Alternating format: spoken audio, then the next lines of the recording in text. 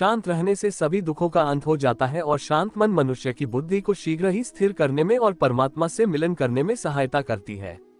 हमारी आस्था की परीक्षा तब होती है जब हम जो चाहे वो हमें न मिले और फिर भी हमारे दिल से प्रभु के लिए शुक्रिया ही निकले। जिस मनुष्य ने अपनी जवानी में बहुत सारे पाप किए हो उसे बुढ़ापे में नींद नहीं आती है, इसलिए जवानी बर्बाद न करे। व्यक्ति जो भी चाहे वह बन सकता है यदि वह विश्वास के साथ इच्छित वस्तु पर लगातार चिंतन करे।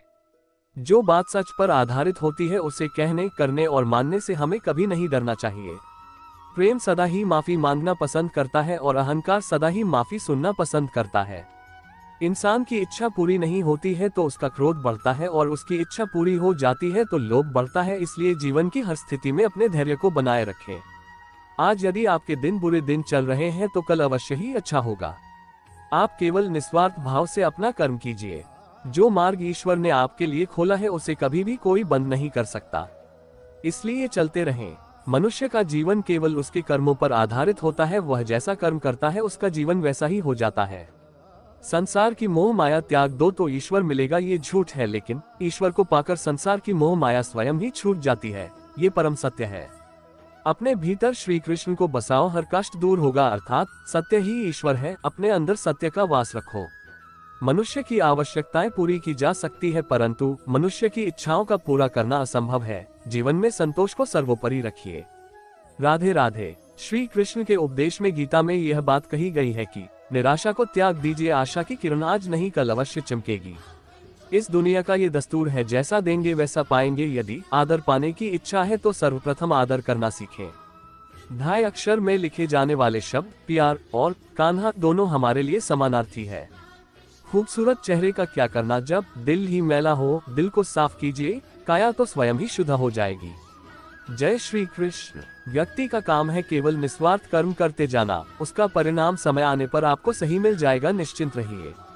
दुख की घड़ी में बिल्कुल मत डगमगाए, क्योंकि जिस प्रकार मौसम आते जाते रहते हैं उसी प्रकार सुख दुख आते जाते रहते हैं। जिस प्रकार श्री कृष्ण जी का सुदर्शन चक्र चलता है उसी प्रकार समय का चक्र भी चलता है। बिना विचलित हुए बस अपने लक्ष्य की ओर ध्यान दें और कर्म करते चले जाएं। जो आपके साथ हर पल खड़ा रहे उसका हाथ कभी मत छोड़ो। जो आपका समय आने पर आपका साथ छोड़ दे उसकी तरफ मुड़कर कभी मत देखो। जय श्री कृष्ण। संबंध निभाने के लिए केवल बातें बड़ी करना पर्याप्त नहीं है, बल्कि एक दूसरे के भाव समझना पर्याप्त है। जिस व्यक्ति को हारने और जीतने से कोई प्रभाव नहीं पड़ता वह व्यक्ति दूसरों की जीत में भी खुशियां मनाता है। न्यायाधीश की अदालत में तो एक गुनाह की भी माफी नहीं होती, लेकिन मेरे द्वारकाधीश की अदालत में 100 गुनाह भी माफ है। जब सब रास्ते बंद हो जाए तो श्री कृष्ण एक ऐसा रास्ता खोलते हैं जिसे चाहते हुए भी कोई बंद नहीं कर सकता।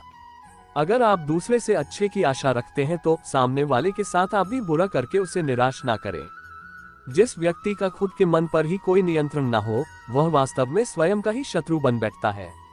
जय श्री कृष्ण। हृदय में बसे रहना, आंखों में छुपे रहना, केवल यही प्रार्थना है। श्री कृष्ण। सदा साथ तुम ही रहना। यदि लेने की इच्छा हो तो संस्कार लीजिए, यदि देने की इच्छा हो तो दान दीजिए, यदि छोड़ने की इच्छा हो तो घमंड को छोड़िए और यदि पाने की इच्छा हो तो श्री कृष्ण का सर पर हाथ पाए।